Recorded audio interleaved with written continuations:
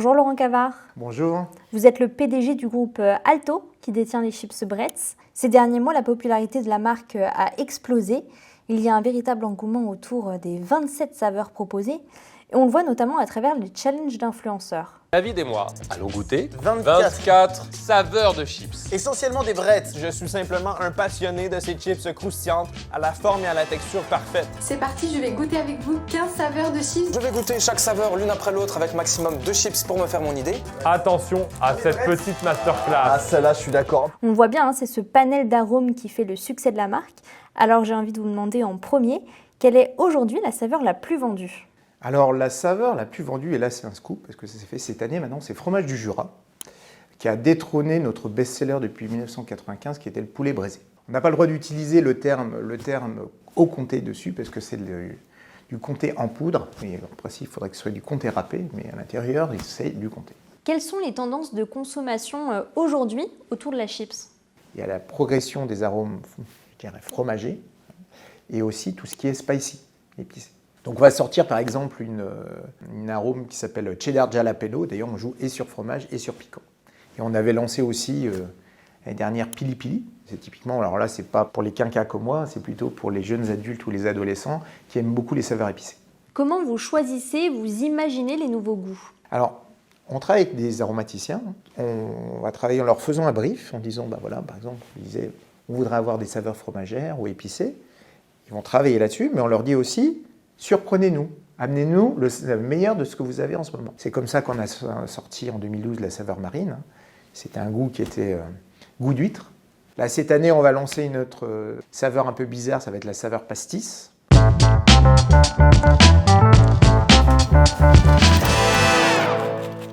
Ça me rappelle la miel moutarde, mais j'en suis pas certain. On essaie d'associer typiquement deux arômes en fait en même temps, pour faire un produit qui est un peu complexe. Souvent, c'est ce qu'aiment bien les consommateurs. Alors ensuite, quelle pression, hein ?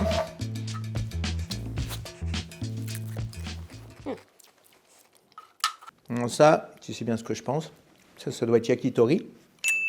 Vous trouvez le nom qui va parler aux consommateurs français. Déjà, quand on a fait sur yakitori, on s'est dit, est-ce que tout le monde va savoir exactement de quoi on parle ? Donc là, effectivement, on s'est dit, tiens, on va prendre un petit risque. Mais cela dit, ça marche bien. Alors, est-ce que je vais réussir à avoir mon bac de la chips. Alors, c'est troisième. Ah, c'est plus compliqué, ça. Alors, comme ça, je vais me lâcher, mais je ne suis pas sûr. Alors, j'ai vu que sur la couleur, en plus, c'est un peu travaillé foncé. J'aurais tendance à croire que c'est une des références qu'on a lancées il n'y a pas si longtemps, où c'est tomate séchée, vinaigre balsamique, mais j'en suis pas certain. C'est pas celle-là. J'ai loupé. Bon, c'est quoi alors ? Dites-moi tout. Cheddar, oignon de Roscoff. Ah, d'accord. On essaie de travailler justement sur les racines un peu gastronomiques françaises. Donc, oignon de Roscoff, on est sur une AOP là, qu'on a pu faire sur piment d'Espelette. D'ailleurs, c'est bien marqué sur notre parquet, oignon de Roscoff, comme c'est marqué sur l'AOP, c'est-à-dire oignon sans S.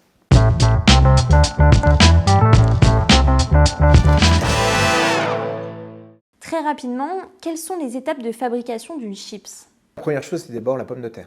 On travaille avec des variétés de pommes de terre qui sont bien spécifiques, qui sont faites pour la fabrication de la chips. Après, donc, une fois qu'on est rentré dans l'usine, on va laver les pommes de terre, on va les peler, on va les trancher, on va donner leur forme, donc leur forme à leur épaisseur, qui peut varier selon les recettes. Elle peut être très fine comme la recette à l'ancienne, ou autrement sur les ondulés, elles font les petits dents qu'on utilise. Les ondulés, c'est ce qu'on utilise sur les chips aromatisées Bretz. Ça va passer dans l'étape du fritage. Alors ça, comme une grosse opération de séchage de la pomme de terre, une pomme de terre 75% d'eau, et on remplace pour partie par de l'huile. Une fois qu'on a ça, on passe à l'étape du salage. Donc là, il faut être très précis. En 10 ans, on a baissé le taux de sel de 25%, en utilisant du sel très fin, du sel micronisé, qui permet d'accélérer la perception du goût dans la bouche, du goût de sel. Et après, on met en sachet. On va injecter dans le sachet de l'azote, qui est un gaz neutre qui permet de conserver la chips pendant 9 mois. Souvent, quand on ouvre son paquet de chips, il y a quand même un tiers d'air dans le paquet. Est-ce qu'on ne pourrait pas réduire ce taux d'azote ? En fait, on met de l'air dans le paquet pour protéger le pétale. Enfin, le pétale, c'est quand même très fragile. Et il n'y a rien de plus frustrant pour le consommateur de trouver des chips toutes cassées. Donc l'air est là pour protéger le produit. Ça fait amortisseur en fait. C'est exactement ça, ça fait amortisseur.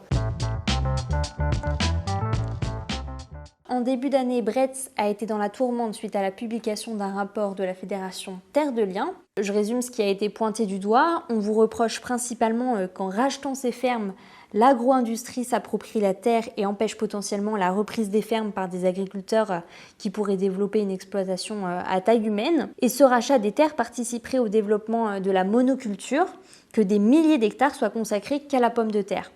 Qu'est-ce que vous avez à répondre à ça, à ce qui est dit dans ce rapport? Alors, oui, Alto est coupable de sous-propriétaire de 85 hectares de terrain. Non mais 85 hectares, je veux dire, c'est tout petit. Quand on a créé le réseau d'irrigation, on a proposé à des agriculteurs, et quand ils sont partis à la retraite, comment dirais-je, on n'arrive pas à vendre notre exploitation, il faudrait nous aider, voilà. Et puis vous avez votre réseau d'irrigation que vous avez financé dessus, et vous vous retrouvez, que vous vouliez ou non, à devoir acheter ces exploitations. Alors, sur ces 85 hectares, on ne fait pas de pommes de terre. On fait tout sauf de la pomme de terre. On va faire du colza, on va faire des légumes, mais on ne fait pas de pommes de terre. Justement, j'ai toujours dit que si on faisait en plus de la pomme de terre, on posait un risque d'image. En plus, le risque aussi, en disant, comme c'est de l'eau qui vient de la station d'épuration, potentiellement on pourrait amener des maladies de pommes de terre sur des terres, voilà, et risquer de contaminer les pommes de terre. Donc on ne le fait pas. Il faut savoir qu'Alto, c'est la production de pommes de terre pour Alto, c'est l'équivalent de 3500 hectares. Si on voulait être autonome, il faudrait qu'on soit propriétaire de 3500 hectares, plus on a le droit de faire des pommes de terre, si on veut bien faire les choses, sur une même parcelle qu'une fois tous les 5 ans. Donc si on voulait être autonome en pommes de terre, il faudrait 3500 par 5. Vous imaginez la surface qu'il faudrait, il faudrait 17 500 hectares. C'est une hacienda, quoi. Je veux dire, c'est l'échelle d'un département quasiment. Donc, pour conclure sur la polémique liée à ce rapport, vous ne prévoyez pas de racheter d'autres terres, d'autres fermes dans les années à venir? Non, parce que c'est pas notre objectif. Mais par contre, c'est vrai que c'est un des problèmes de l'agriculture, c'est comment permettre l'installation des jeunes agriculteurs. Quand vous êtes à chaque fois à 10 000 € l'hectare et que vous devez acquérir 70 hectares pour être autonome, ça fait quand même un gros ticket dès le départ, en plus du matériel. Et là, c'est un vrai problème, c'est comment est-ce qu'on finance l'installation des jeunes agriculteurs. Et par rapport à ce problème-là, vous êtes observateur ou vous mettez des choses en place? Pour l'instant, moi je trouvais bien dans l'approche de Terre de Liens, mais c'était de dire qu'eux-mêmes aider au financement de jeunes agriculteurs s'installent. Bon, alors après, moi, le modèle de Terre de Liens où on dit il faut forcément que ce soit des petites exploitations à 10, 20, 30 hectares, on ne vit plus avec 10, 20, 30 hectares actuellement. Donc pour l'instant, on n'a pas encore travaillé sur le sujet, on s'était posé la question si il y avait moyen d'abonder via des fondations. Mais je pense que c'est quelque chose qui devrait se monter, là, parce que c'est une vraie demande.